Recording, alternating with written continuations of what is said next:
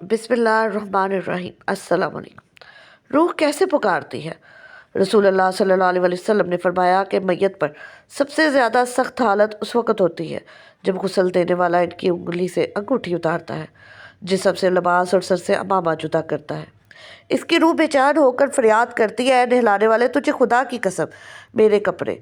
हज़रत ज़हाक से रवायत है कि नबी करीम ने फरमाया कि मैयत पर सबसे ज़्यादा सख्त हालत उस वक़्त होती है जब गुस्ल देने वाला उसको नहलाने के लिए आता है, उसकी उंगली से अंगूठी उतारता है, जिसम से लिबास उतारता है, सर से अमामा जुदा करता है। इसकी रूह बेचैन होकर फरियाद करती है, जिसकी आवाज़ जिन व इंसान के सिवा सब सुनते हैं, और कहती है, नहलाने वाले तुझे खुदा की कसम मेरे कपड़े बहुत नरमी से उतारो, क्योंकि मुल्कुल मौत की पंजे की तकलीफ़ से मुझे पूरे तौर पर अभी आराम नहीं मिला। फिर जब इसको तख्त पर लटा कर इस पर पानी डाला जाता है तो रूह चिल्लाती है, ए नहलाने वाले खुदा के वास्ते मेरे जिस्म को कुव्वत से हाथ ना लगा, क्योंकि वो जानकनी की सख्ती से ज़ख्मी और चूर चूर है।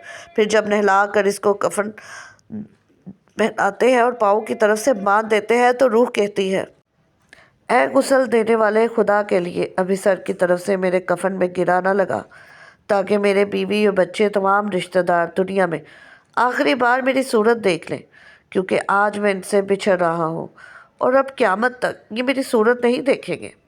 फिर जब इसका जनाजा तैयार करके घर से बाहर निकाला जाता है तो रूह पुकारती है, ऐ जनाजा उठाने वालों खुदा के वास्ते अभी जल्दी ना करना, ताकि मैं अपने बाल बच्चों और अजीज़ों का अरब से रुखसत हो लूँ। ऐ जनाजा उठाने वालों, मैं अपनी औलाद को आज यतीम और बीवी को बेवा छोड़े जाता हूँ। खुदा के लिए मेरे बाद इनको तकलीफ़ ना देना। मैं अपना घर और मालो असबाब दूसरों के लिए छोड़े जाता हूँ। अब यहाँ कभी वापस ना आऊँगा और क़यामत तक किसी की सूरत ना देखूँगा। फिर जब जनाजा उठा कर ले चलते हैं तो मैयत कहती है, अल्लाह अल्लाह, ऐ मेरे भाइयों, मैंने आज तक जो कुछ मालो असबाब जमा किया था वो सिर्फ़ वारसों के लिए था। आज इनमें से कोई मेरे गुनाहों का ज़रा सा बोझ भी नहीं उठा सकता। हर चीज़ का हिसाब मुझसे लिया जाएगा और मेरे वारिस खाएंगे और उड़ाएंगे। फिर जब नमाज जनाजा के बाद दफन से पहले कुछ लोग अपने अपने घर जाने लगते हैं तो मैयत कहती है, ऐ मेरे भाइयों, खुदा के वास्ते अभी से ऐसा जुल्म ना करो। मरने वाला तुमसे मानूस था और तुम दफन से पहले लौटे जाते हो। फिर जब इसे कब्र में उतारते हैं तो मैयत कहती है, ऐ मेरे वारसों और तरका पाने वालों, मैंने जो कुछ माल जमा किया था वो सब तुम्हारे लिए छोड़ा।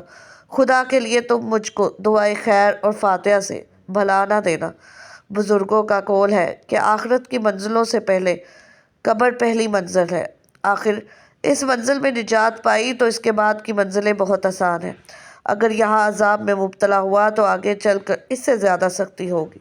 हदीस शरीफ में है कि मुर्दा कब्र में ऐसा है जैसे कोई शख्स पानी में डूब रहा हो और मदद के लिए फरियाद करता हो। मुर्दा हर वक्त अपने बाप भाई बहन या औलाद और दोस्त वगैरह अपने पसमानदगान से दुआए खैर और फातिहा का मुंतज़िर रहता है। जब इसको इसके पसमानदगान की तरफ से कोई तोहफ़ा सवाब पहुँचता है तो वो इसके लिए तमाम दुनिया और जो कुछ दुनिया में है से महबूब व मरगूब होता है, और अल्लाह ताला इसके रिश्तेदारों की दुआए खैर के सवाब को कब्रिस्तान वालों पर पहाड़ों के बराबर दाखिल फरमाता है।